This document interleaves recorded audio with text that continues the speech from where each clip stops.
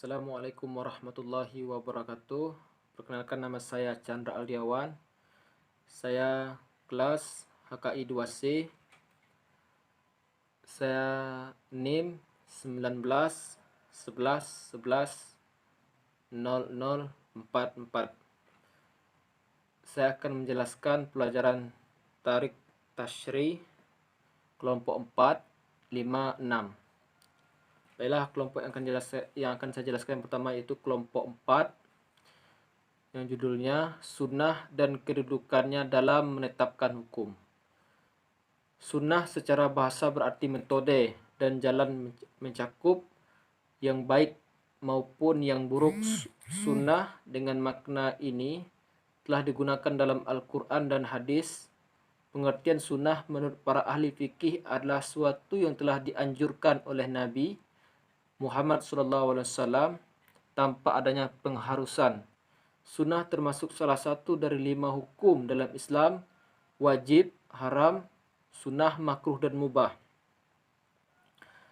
Pengertian sunnah menurut para ahli ushul adalah suatu yang berasal dari Nabi selain Al-Quran, baik berupa perkataan, perbuatan, maupun keputusan. Sementara pengertian menurut para ahli hadis adalah suatu yang ditinggalkan Nabi berupa perkataan, perbuatan, keputusan, persetujuan, sifat atau biografi. Dan sunnah merupakan sinonim dari hadis menurut mayoritas mereka. A. Kehujahan as-sunnah. Kaum muslimin telah bersepakat bahwa apa saja yang berasal dari Rasulullah berupa perkataan, perbuatan atau persetujuan dalam urusan syariat atau urusan kepemimpinan dan kehakiman dan dinukil kepada kita dengan jalur periwayatan yang sahih, maka ia menjadi hujah bagi kaum muslimin dan menjadi sumber syariat yang mana para mujahid menyimpulkan dirinya sebagai hukum syar'i yang berkaitan dengan perbuatan para mukallaf. Banyak perkara yang menunjukkan kehujahan sunnah diantaranya adalah: 1. Nas-nas dalam Al-Quran. Allah telah memerintahkan untuk mengikuti Rasulnya dan menaatinya.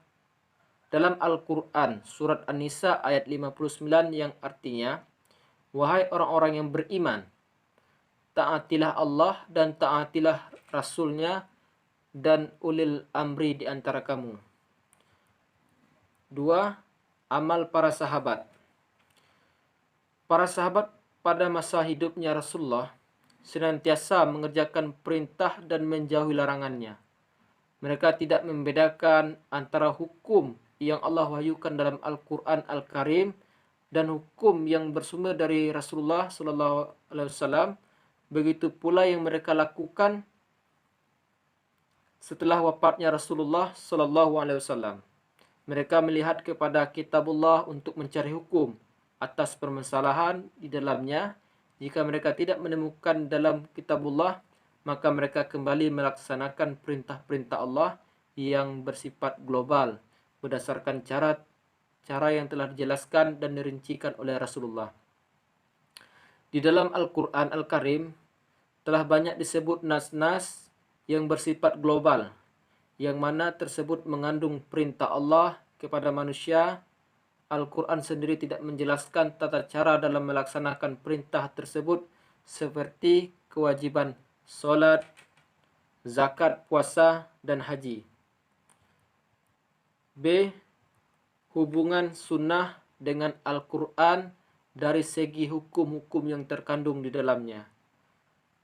Hukum-hukum yang terdapat di dalam sunnah ada kalanya ia menetapkan hukum-hukum yang terdapat dalam Al-Quran, atau menjelaskan atau menetapkan hukum-hukum baru yang tidak dibahas dalam Al-Quran dan Sunnah, tidak lepas dari salah satu dari 3 hal tersebut.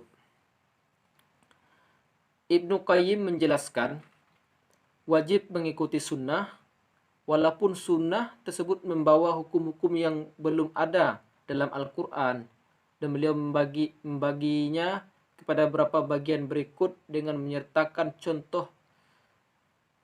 Untuk ia berkata, posisi sunnah di hadapan Al-Quran memiliki 3 bentuk. Yang pertama, ia sunnah sesuai dengan Al-Quran.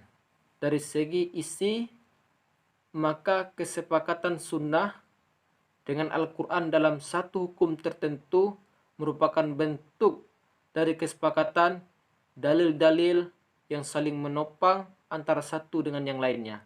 2, ia menjadi penjelas hukum yang terdapat di dalam Al-Quran serta menafsirkannya. Yang ketiga, ia mewajibkan atau mengharamkan suatu yang belum dijelaskan kewajibannya atau keharamannya. Dalam Al-Quran maksudnya adalah ia menegakkan hukum yang tidak disebut dalam Al-Quran. C. Mutawatir dan ahad. Dari segi sanad, hadis dapat dibagi menjadi 2 bagian pokok, yaitu al-mutawatir dan al-ahad. 1. Mutawatir. Mutawatir adalah hadis yang diriwayatkan oleh banyak perawi yang lazimnya mereka terhindar dari melakukan dusta, mulai dari awal hingga akhir sanad, dan mereka semua bersandar kepada panca indera. Al-mutawatir sendiri terbagi menjadi mutawatir lafzi, dan maknawi. Mutawatir lafzi adalah hadis yang memenuhi persyaratan mutawatir dengan disertai kesepakatan para perawi dalam hal lafalnya tentang satu kejadian tertentu. Sementara mutawatir maknawi adalah kelompok perawi yang meriwayatkan berbagai macam kejadian yang mereka temukan, dan kejadian tersebut dimiliki inti yang sama di mana mustahil kemungkinan terjadi kesepakatan mereka semua atas kedustaan pada apa yang mereka dapatkan. 2. Al-ahad. Hadis al-ahad adalah hadis yang tidak memenuhi syarat hadis mutawatir, dan ia dikategorikan menjadi masyhur, aziz, atau gharib. 1.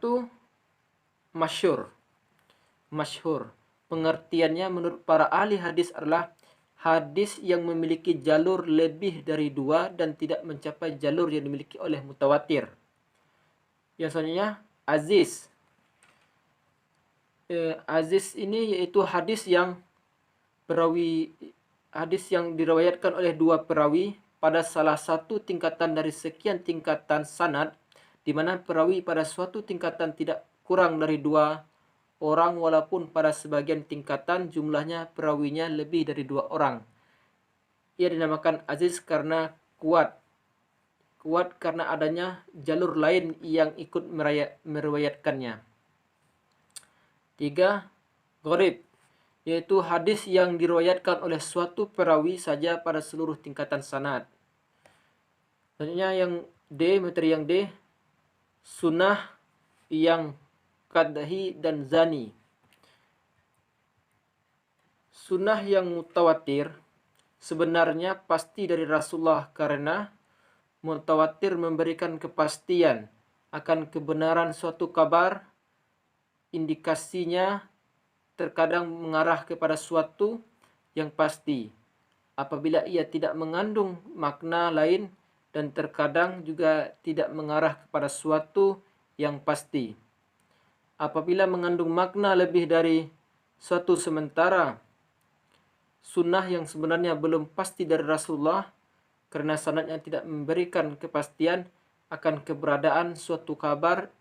Indikasinya terkadang mengarah kepada suatu yang pasti apabila nas-nasnya tidak mengandung takwil, dan terkadang juga tidak mengarah kepada suatu yang pasti apabila memungkinkan untuk ditakwil. Baiklah, saya akan melanjutkan materi kelompok 5. Judulnya Perhatian Ulama Terhadap Takhrij Hadis, Mengetahui Letaknya dan Mempermudah dalam Mengungkap Statusnya. Banyak kalangan ahli hadis yang memperhatikan penulisan kitab-kitab yang menunjukkan letak suatu hadis sesuai sumbernya yang murni, yang menyebutkan sanadnya serta menjelaskan kedudukannya.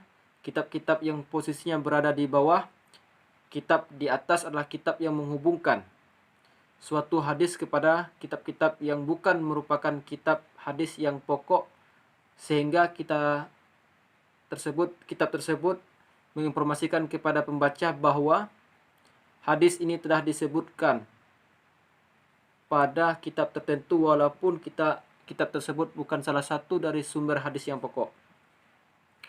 A. Hadis masyhur atau maudhu palsu yang menyebar di lisan masyarakat. Banyak dari kalangan ulama di berbagai masa memberikan perhatian terhadap hadis-hadis yang sering diucapkan orang.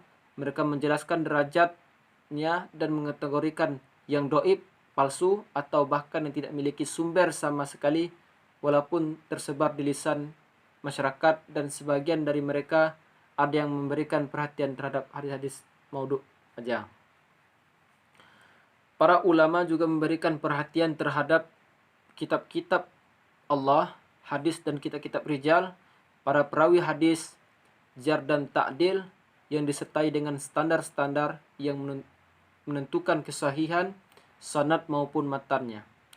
Mereka berbicara mengenai syarat-syarat diterimanya seorang perawi dari sisi dan ketelitian, serta berbicara mengenai jar dan ta'dil, lafal-lafal yang digunakan pada keduanya, dan tingkatan-tingkatan akhir ditulislah kitab-kitab yang berbicara mengenai profil para perawi hadis.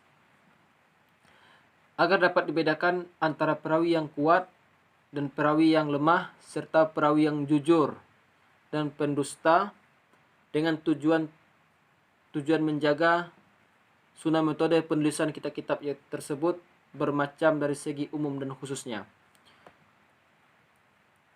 B. Awal pembukaan sunnah pada zaman Rasulullah.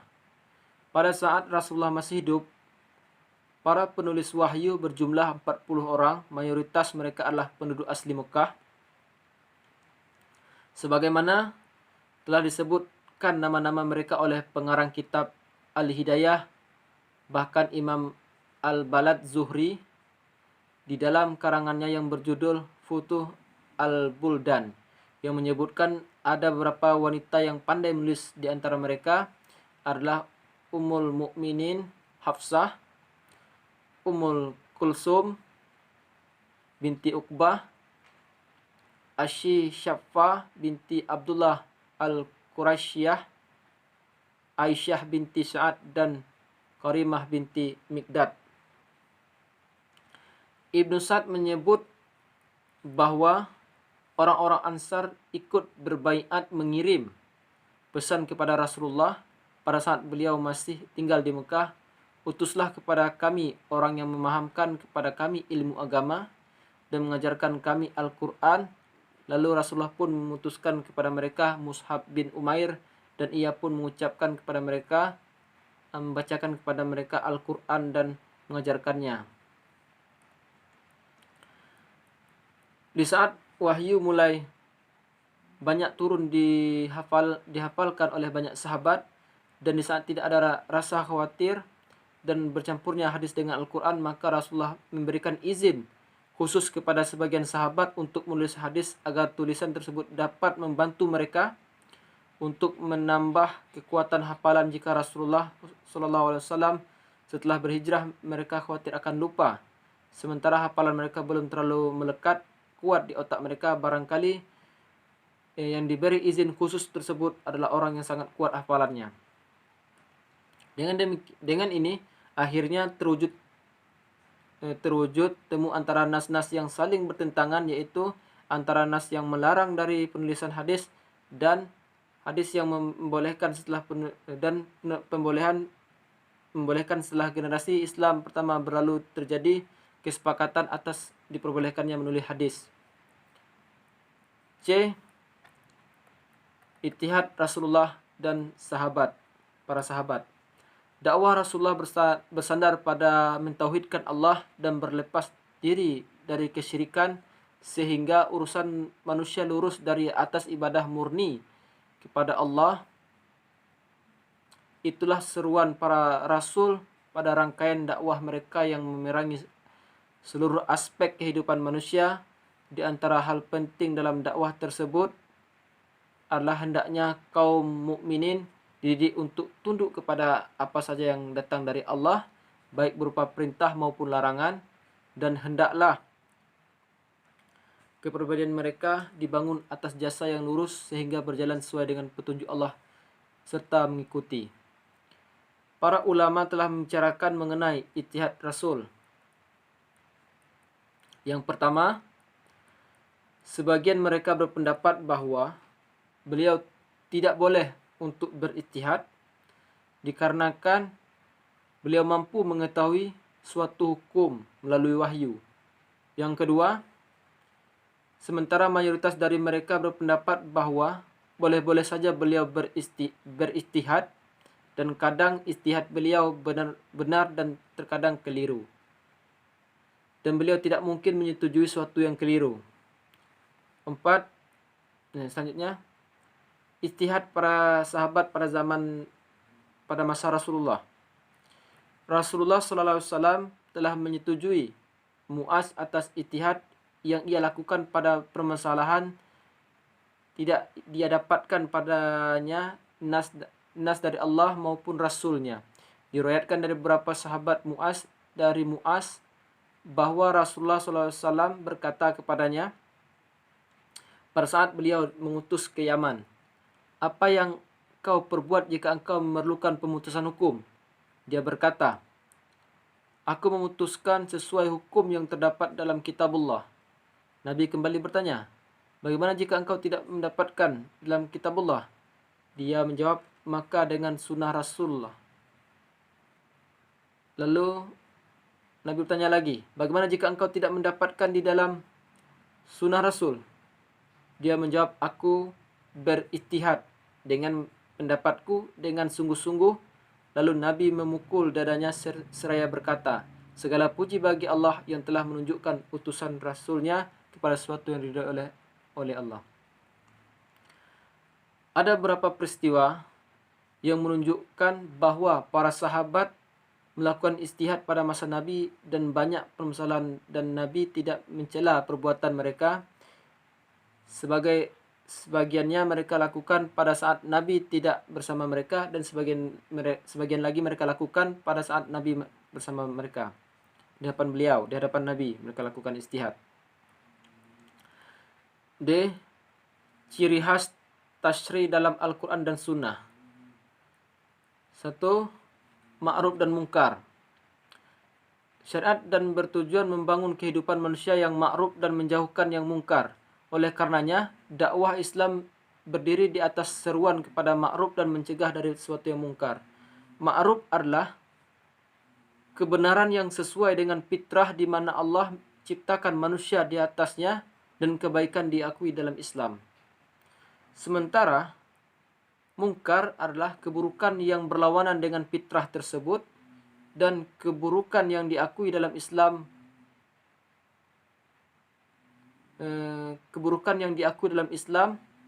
Ma'ruf terbagi kepada beberapa tingkatan, yaitu pertama wajib, yaitu perkara yang datang dalam bentuk keharusan untuk dilaksanakan karena ia memiliki peran penting dalam memperbaiki kehidupan pribadi masyarakat. Mahdhub, yaitu perkara yang dianjurkan oleh syariat guna menyempurnakan kebaikan dan meningkatkannya. Mengubah, ia perkara yang tidak mubah, yaitu perkara yang tidak ada ancaman jika ditinggalkan dan tidak pula memiliki pengaruh terhadap ketakwaan jika dikerjakan. Hal ini tidak hanya mencakup perkara yang diizinkan masyarakat saja, tetapi ia juga mencakup perkara-perkara yang tidak berseberangan dengan Begitu juga dengan mungkar. Ia tidak hanya memiliki suatu tingkatan saja. Tingkatan yang pertama yaitu haram. Haram adalah perkara yang harus tinggalkan dan adil. Dalil yang menunjukkan larangan atasnya karena ia mengakibatkan keburukan, dapat merusak kehidupan pribadi maupun masyarakat. Tingkatan yang berikutnya adalah yaitu makruh. Makruh adalah perkara yang tingkatannya berada di bawah haram, di mana ia mengganggu jalan kebaikan dan menghalangi manusia dari wujudnya, meninggalkan dalam mendekatkan diri kepada Allah Subhanahu wa taala serta menghadapi derajat yang tinggi di depan akhirat kelak. Syariat memiliki cangkupan yang luas hukum taklifi berkaitan dengan ma'ruf dan mungkar dan mencakup seluruh aspek kehidupan titik baik dari sisi akidah dan ada yang saja dan apa saja yang berkaitan dengan perkara-perkara yang gaib. Ia juga mencakup urusan ibadah serta tata cara dan rinciannya mencakup perilaku yang harus ditegakkan dalam kehidupan berjamaah. Pertama dalam urusan saling memberikan manfaat. Ia juga mencakup urusan hukum yang meliputi dasar-dasarnya, konsekuensi dan kewajiban masing-masing dari pemimpin dan masyarakat. Ia juga mencakup permasalahan harta, ekonomi dan administrasi, juga mencakup situasi perperangan, perdamaian dan hubungan-hubungan dengan. 3. Syariat bersifat menyeluruh dan tidak dapat dipisah. Prinsip syariat membahas seluruh cabang kehidupan manusia dengan berbagai bentuk menggambarkan kesatuan dan yang sempurna dan tidak dapat dipisahkan. Kesatuan ini dinamakan dengan Islam, di mana manusia tidak boleh mengambil sebagian ajarannya saja dengan meninggalkan sebagian lainnya, karena seluruh sisi syariat merupakan unsur-unsur terbentuk agama Allah. Oleh sebab itu, mengambil sebagian ajaran saja dengan meninggalkan sebagian lainnya akan menyebabkan cacatnya pada syariat tersebut dan merusak hakikatnya. 4. Dalam syariat Islam mencakup kebutuhan manusia. Nas-nas yang terdapat dalam Al-Quran, sunnah yang bersifat qad'i pasti ada yang bersifat muhtamal, mengandung beberapa kemungkinan. Qad'i adalah hukum yang jelas dan pasti yang terdapat dalam Al-Quran dan sunnah yang sahih. Adapun muhtamal adalah mayoritas perkara yang disebutkan di dalam Al-Quran dan sunnah. Ia berbentuk perintah, larangan dan arahan serta memiliki lebih dari satu makna. Di dalam syariat Islam dijadikan sebagai ladang ijtihad, di mana kadar kepahaman manusia dalam beda-beda yang merupakan ladang bagi para mujtahid. Baiklah, selanjutnya saya akan menjelaskan materi kelompok 6, yaitu ciri khas penetapan hukum dalam Al-Quran dan Sunnah. Yang pertama, urusan ibadah.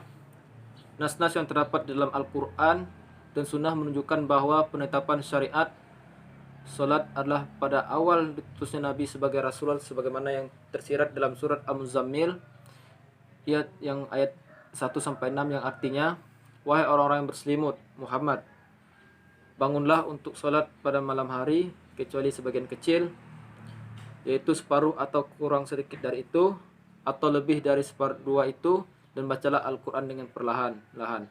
Sungguhnya kami akan menurunkan perkataan yang berat kepada kamu. Sungguh bangun malam itu lebih tepat khusyuk dan bacaan di waktu itu lebih terkesan. Maka dari itu sebagian ulama berpendapat bahwa hukum salat satu malam penuh pada awal mulanya adalah wajib, kemudian turun keringanan setelah 16 bulan, sebagaimana yang terkandung pada bagian akhir surat tersebut, dengan mewajibkan salat pada sebagian malam saja. Ibnu Jarir dan Ibnu Abi Hatim meriwayatkan bahwa kewajiban salat malam hanya dikhususkan untuk Rasul. Beliau menjalani kewajiban tersebut selama 10 tahun dengan melaksanakan qiyamul lail sesuai yang Allah perintahkan kepadanya.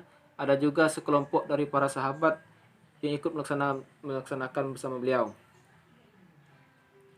B. Urusan muamalah. Larangan berbuat curang dalam takaran dan timbangan termasuk dalam perkara yang pertama, yang berkaitan dengan muamalah setelah hijrahnya Rasul ke Madinah. An-Nisai dan Ibnu Majah meriwayatkan dari jalur Ali bin Husain secara mutasail dari Ibnu Abbas radhiyallahu anhu berkata, ketika Nabi tiba di Madinah, penduduk Madinah merupakan orang yang paling buruk dalam takar menakar. Allah menurunkan firman dalam surat Al-Mutaffifin ayat 1 yang artinya, celaka besarlah bagi orang-orang yang curang. Maka mereka pun perbaiki takaran setelah itu. At-tahfif adalah pengurangan dalam takaran maupun timbangan, baik dengan nambahnya ketika menuntutkan suatu dari orang lain atau dengan menguranginya ketika memberikan suatu kepada orang lain. C. Urusan kehidupan rumah tangga.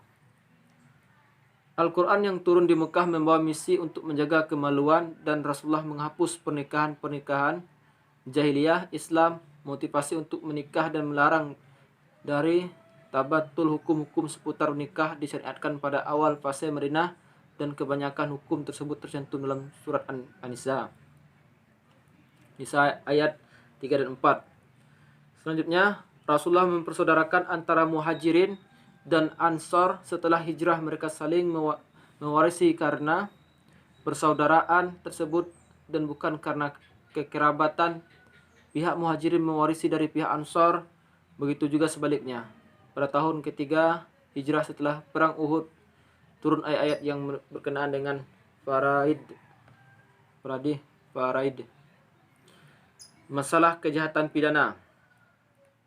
Urusan kejahatan pidana adalah urusan yang membahas atau ruang lingkup tingkah laku atau akhlak seorang. Sumber akhlak Islam ialah Al-Quran dan hadis.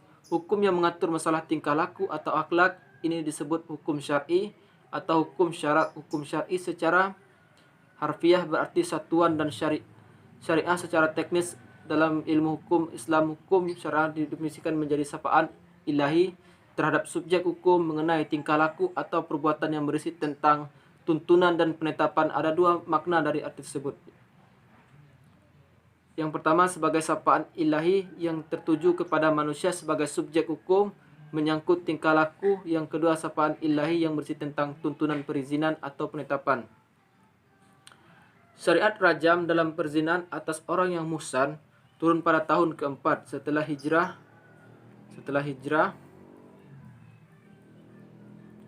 yaitu ketika terjadi peristiwa perzinahan antara laki-laki Yahudi dan Nasrani dan Yahudi. Maka Rasulullah mengajak mereka berdua. Diriwayatkan dari Ibnu Umar radhiyallahu, kata orang-orang Yahudi mendatangi Nabi dengan membawa laki-laki dan wanita di kalangan mereka yang telah berzina. Lalu beliau bersabda, hukum apa yang kalian dapat di dalam kitab pedoman kalian? Mereka menjawab, kami melumuri muka mereka berdua dengan warna hitam hingga mereka merasa hina. Lalu beliau bersabda, kalian telah berdusta.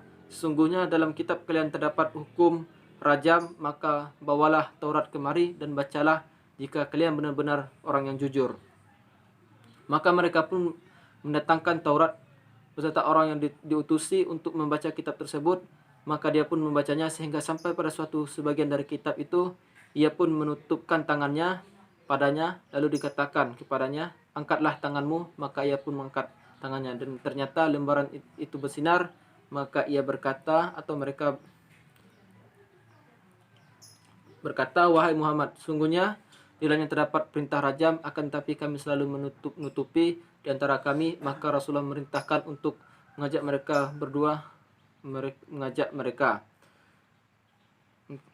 Dan Ibnu Umar berkata, sungguhnya aku melihat si laki-laki melindungi wanita dengan tubuhnya agar terhindar dari batuan. Urusan jihad dan gerilya. Syariat Islam untuk berperang diturunkan pada tahun pertama setelah hijrahnya Rasulullah, yaitu dengan turunnya firman Allah dalam Quran surat Al-Hajj ayat 39 sampai 41. Di mana ayat ini memerintahkan kita untuk berjihad apabila kita sedang dianiaya, dan juga berjihad dalam menegakkan agama Allah, maka itu diperbolehkan. Itu saja yang dapat saya jelaskan. Lebih dan kurangnya saya mohon maaf. Wassalamualaikum warahmatullahi wabarakatuh.